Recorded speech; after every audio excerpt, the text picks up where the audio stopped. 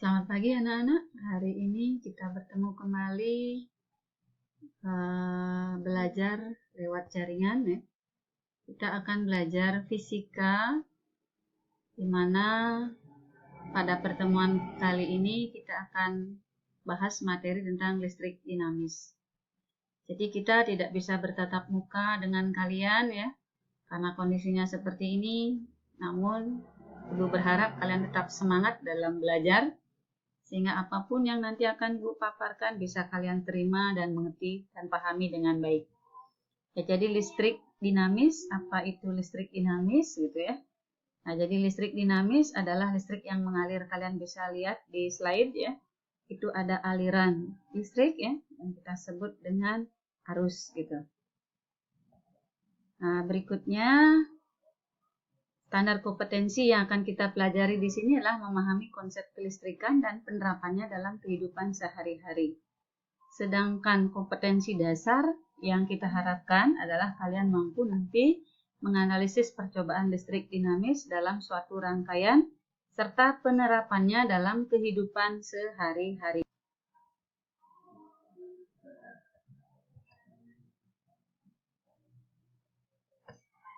Oke, kita lanjutkan.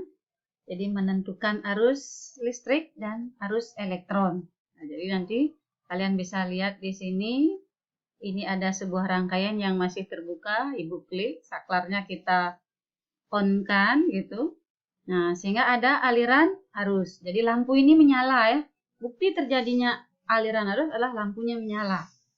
Jadi kita bisa lihat apa yang terjadi dengan aliran listriknya. Nah, kita lihat di sini aliran arus itu mengalir dari beda potensial tinggi atau kutub positif menuju ke potensial rendah atau kutub negatif. Sedangkan elektron itu dia mengalir dari kutub negatif atau potensial rendah ke potensial tinggi atau kutub positif. Nah, kalian bisa lihat di sini ya, ini ya, yang biru ini adalah elektron, sedangkan yang merah ini adalah arus listrik. Nah, rangkaian terbuka seperti ini tadi ya, rangkaian terbuka yang menyebabkan lampu menjadi mati. Jadi kenapa dia mati? Karena tidak ada aliran elektron. Nah, kemudian ketika lampu ini saklarnya kita tutup atau kita on-kan, maka ada aliran elektron sehingga menyebabkan lampu menyala. Nah, kemudian kita masuk ke aliran arus listrik. Kita bisa andaikan seperti ini. Ada dua konduktor, ini beda potensialnya tinggi, ini rendah. Jadi elektron dia mengalir dari B ke A. Jadi yang potensialnya lebih rendah ke potensialnya lebih tinggi. Sedangkan arus listrik itu mengalir dari A ke B gitu ya, dari A ke B. Jadi dari beda potensial tinggi ke rendah. Jadi dalam hal ini yang mengalir sebenarnya itu adalah elektron ya, yang mengalir adalah elektron. Di mana aliran elektron itu dari beda potensial rendah ke tinggi. Sedangkan arus itu dari tinggi ke rendah gitu. Oke, tadi kita sudah sampai. Jadi syarat daripada arus itu mengalir yang pertama adalah rangkaiannya harus tertutup. Yang berikutnya adalah harus ada beda potensial. Jadi itu ingat ya, itu syarat listrik itu dapat mengalir.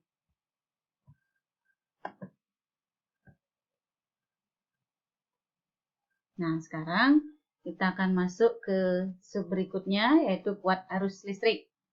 Nah, kalian bisa lihat di situ ada lampu, kemudian baterai dan saklar, di mana rangkaian dalam keadaan tertutup, sedangkan lampu menyala. Nah, kemudian kuat arus listrik itu didefinisikan sebagai banyaknya muatan yang mengalir pada penghantar tiap detik ya.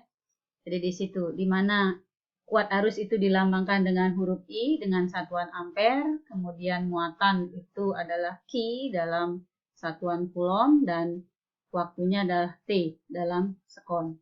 Di mana 1 ampere di sini sama setara dengan 1 coulomb per sekon. Nah, berikutnya pengukuran kuat arus listrik itu kita bisa menggunakan ampere meter. Kalian bisa lihat di situ di slide. begitu saklarnya ditutup, maka ada gerakan jarum di ampermeter ya. Nah, di situ ampermeternya bergerak, artinya ada arus yang mengalir. Cara melakukan pengukuran ampermeter itu dipasang seri dalam rangkaian. Ini namanya rangkaian seri ya. Rangkaian seri. Nah, seperti ini. Nah, sekarang bagaimana membaca? Kalau kita sudah pasang seperti ini, kemudian ada jarumnya bergerak. Nah, sekarang kita membaca berapa ampere yang ditunjuk. Nah, itu. Nah, yang pertama di sini ada, kalian lihat ya, ada skala maksimum. Boleh kalian pakai yang bawah, boleh pakai yang atas. Jadi skala yang ditunjuk oleh ampermeter yang ini, yang merah ini, kemudian skala batas ukur adalah ini. Nah, kalian bisa lihat ini 0, kita hubungkan ke 1 ampere, berarti batas ukur ampermeter ini adalah 1 ampere. Sehingga kalau kita baca, di sini nilai yang terukur dari gambar di slide itu adalah 34/100 dikali 1 ampere. Jadi arus yang terukur adalah 0,34 ampere. Nah, itu tadi membaca arus. Sekarang bagaimana dengan memasang voltmeter? Nah, ini mengukur beda potensial. Nah, untuk beda potensial kita gunakan voltmeter ya. Jadi voltmeter. Jadi pemasangan voltmeter ini berbeda dengan ampermeter. Kalau ampermeternya tadi dipasang seri, sekarang voltmeternya dipasang paralel. Nah, kalian bisa lihat ini lampu ya. Nah, ini lampu, kemudian baterai, saklarnya sekarang kita tutup. Nah, ini ampermeter bergerak, lampu menyala ya. Nah, sekarang bagaimana caranya kita membaca berapa yang ditunjukkan oleh voltmeter ini gitu. Nah, kita bacanya.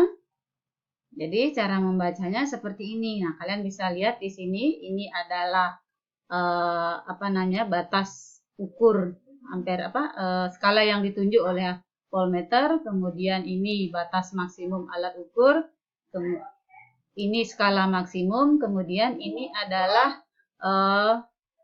batas ukur dari voltmeter kita. Nah, kita hubungkan di sini adalah 0, kemudian di sini adalah batasnya maksimum itu 1 volt. Sehingga nilai yang terukur di voltmeter ini adalah skala ditunjuk 40, skala maksimumnya 100, dikali batas alat ukurnya ini dicolokkan pada angka 1 volt. Sehingga nilainya adalah 0,4 volt. Itu cara membaca voltmeter atau penunjukan dari tegangan gitu ya.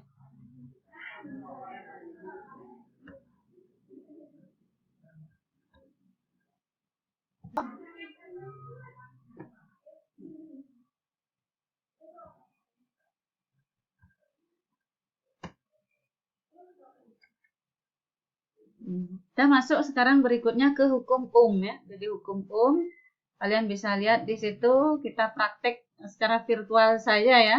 Karena kita tidak bisa ke lab fisika ya, kita hanya bisa belajar di sini. Jadi kita ambil bahwa praktek ini Ibu simulasikan saja seperti di slide ya. Kalian bisa lihat di situ ada 2 alat ukur yaitu ampermeter ini yang dipasang seri, kemudian ada voltmeter yang dipasang paralel. Kemudian kita menggunakan 3 baterai. Nah, dari hasil percobaan ini, misalnya yang pertama ketika kita menggunakan 1 baterai, itu voltmeter menunjukkan angka di 1,2 volt, sedangkan ampermeter menunjukkan 0,2. Sedangkan kalau 2 baterai itu beda potensialnya 2,6, kuat arusnya 0,4, dan 3 baterai beda potensialnya 4 volt dan kuat arusnya 0,54. Nah, dari data ini kita coba buatkan grafiknya ya. Kita coba buatkan grafiknya. Nah, ini dari data ini kita coba buatkan grafik tegangan dan kuat arus. Nah, dari data yang kita dapatkan, kita buatkan grafiknya, ternyata grafiknya seperti ini. Ya, di mana dengan penambahan beda potensial itu arus juga bertambah. Itu artinya tegangan dan kuat arus itu berbanding lurus. Jadi, kalau di hukum Ohm kita kenal persamaannya yaitu V sama dengan IR. Karena tegangan itu atau beda potensial berbanding lurus dengan kuat arus, di mana V di sini adalah beda potensial, I itulah kuat arus listrik, dan R itu adalah hambatan. Oke, kita lanjut sekarang untuk melihat grafik hubungan antara hambatan dan kuat arus. Jadi data yang kita gunakan adalah data yang tadi, yang di slide pertama, di mana yang sekarang kita buat adalah V-nya. Jadi tegangannya tetap kita ambil 10 volt. Nah, dengan menggunakan tegangan 10 volt, jadi I-nya kita dapatkan 1 ampere, I pertama, kemudian pengukuran kedua 0,5 ampere, pengukuran ketiga 0,3 ampere, dan pengukuran keempat itu 0,25 ampere. Dan grafik hubungan antara R dan I kita dapatkan seperti di slide, di mana R ini berbanding lurus dengan V dan berbanding terbalik dengan I, gitu ya. Nah, jadi inilah grafik hubungan antara R dan I. Nah, berikutnya kita ke percobaan berikutnya, yaitu menyelidiki faktor-faktor yang mempengaruhi besar hambatan. Ya, jadi besar hambatan, apa sih yang mempengaruhi besar hambatan? Jadi dengan mengetahui faktor-faktor ini, kalian nanti bisa mengaplikasikan di kehidupan kalian sehari-hari. Kalau pemasangan lampu di rumah, pemilihan kabelnya yang seperti apa, kemudian kondisinya seperti jenis kabel yang kalian pilih yang bagaimana, kemudian penampang kawatnya yang bagaimana. Nah, itu. Nah, sedangkan untuk percobaan ini kita menggunakan sebuah baterai, kemudian bolam lampu dan saklar. Nah, ini seperti ini. Nah, yang pertama itu adalah variabel manipulasinya adalah panjang kawat. Kalian bisa lihat di slide. Satu percobaan ini kawatnya sangat panjang sekali, kemudian percobaan yang satunya ini kabelnya hanya sekian, kalian bisa lihat. Sedangkan variabel responnya itulah hambatan kawat dan variabel kontrolnya adalah jenis kawat, luas penampang kawat. Nah, dari gambar di situ kalian bisa lihat. Nah, jadi lampu A itu sangat terang ya. Jadi lampu A itu terlihat terang, sedangkan lampu B itu agak warnanya kekuningan atau agak orange gitu ya, warnanya agak orange, itu menandakan bahwa arusnya lemah masuk ke sini atau hambatan kawat ini adalah besar. Kenapa lampunya redup? Karena ini kabelnya ini yang panjang ya. Jadi kabelnya panjang membuat lampu nyala lampu menjadi redup. Sedangkan ini dengan kawat sekian nyala lampunya terang. Itu yang pertama. Nah, sekarang faktor berikutnya yang mempengaruhi, kita lihat variabel yang lain. Nah, kita menggunakan jenis kawatnya yang kita lainkan. Satunya kita menggunakan aluminium, satunya lagi kita gunakan tembaga. Nah, kita lihat sekarang nyala lampunya. Nah, itu ya, variabel manipulasinya jenis kawat, kemudian tetap hambatan responnya, kontrolnya panjang luas penampang kawat gitu ya. Jadi panjangnya kawat sama, luas penampangnya sama, tetapi jenis kawatnya yang kita ubah, aluminium sama tembaga. Ternyata tembaga itu nyalanya lebih terang dibandingkan dengan kita gunakan aluminium. Itu artinya hambatan jenis kawat ini mempengaruhi hambatan daripada listrik gitu. Berikutnya percobaan yang ketiga, kalian bisa lihat di situ. Nah, jadi kita gunakan luas penampang kawat yang berbeda. Yang percobaan A, luas penampang kawatnya ini kecil, sedangkan yang B, penampang kawatnya besar. Nah, kalian lihat nyala lampunya, di mana nyala lampu B itu lebih terang daripada lampu A. Itu menyatakan bahwa luas penampang di sini mempengaruhi daripada arus listrik gitu ya. Jadi mempengaruhi hambatan ya. Jadi kalau luas penampangnya besar, jadi hambatannya otomatis kecil gitu. Kalau luas penampangnya kecil, hambatannya besar. Nah, itulah makanya kenapa kalau kalian memasang lampu di rumah, diusahakan untuk mencari kabel yang memiliki luas penampang yang besar.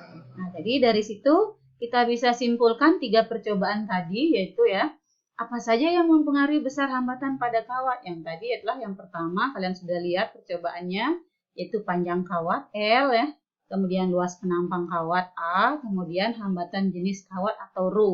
Jadi R itu hambatan dengan satuan ohm, L itu panjang kawat dengan satuan meter, A itu luas penampang kawat meter persegi, kemudian ρ itu hambatan jenis kawat yaitu ohm gitu ya. Nah, mungkin itu saja yang bisa Ibu sampaikan lewat kesempatan ini. Nah, berikutnya Ibu sudah sediakan tugas di Google Classroom, jadi mau